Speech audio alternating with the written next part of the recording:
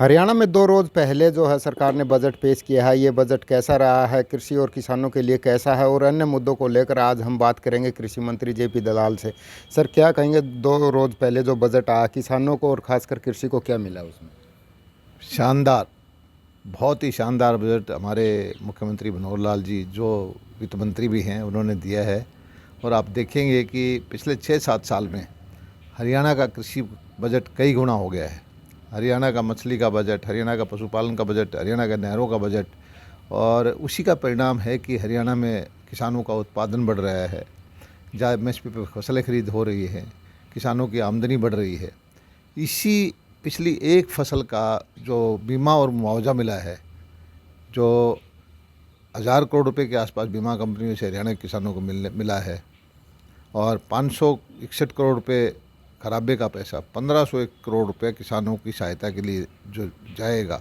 इस तरह की किसी भी सरकार में घटना नहीं घटी, और किसान भाई इस बात को समझते हैं कि हरियाणा सरकार जितना ध्यान किसानों की तरफ दे रही है, पूरे देश में इसका मुकाबला कोई नहीं कर सकता। सर, आप हों या सीएम हो या दूसरे मंत्री, वो कह रहे हैं कि बजट बहुत बढ़िया, 25 साल की योजना इसमें ली गई है, लेकिन विपक्ष जो है वो कह रहा है कि इससे घटिया बजट नहीं हो सकता। हुड्डा की बात करें तो वो कह रहे हैं कि सरकार कर्ज ले लेकर घी पी रही है। किरण चौधरी कह रहे हैं कि 25 साल तक लोगों की जेब काटने वाला बजट है ये।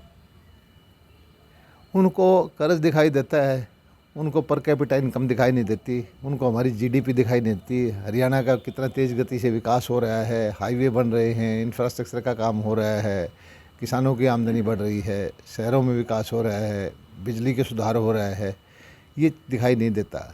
वो तो एक आलोचना करने के लिए ही आलोचना करते हैं। उनको भी मालूम है कि इसी तरह से सबके साथ लेके, सबको साथ लेकर चलने वाली जो सरकार अब मनोहर लाल जी के नेतृत्व में हरियाणा में है, हरियाणा की जनता इससे बहुत खुश है। सर, बात करें एसवाईएल की, उसको इस बजट में कहीं ना कहीं बुला दिया गया। 100 करोड़ इसके लिए स्पेशल रखे जाते थे, तो क्या माने कि ये ठंडे बस्ते में चला गया एसवाईएल का मुद्दा? पिछले 10 साल से टोकन के रूप में पैसा रखा जाता था। ये सभी को पता है कि अभी इसका काम शुरू होने में वक्त लगेगा, और जब कोई काम शुरू होगा तो इसमें पैसा केंद्र सरकार भी देगी, हरियाणा सरकार भी देगी। पैसे की वजह से कोई काम हम नहीं रुकने देंगे।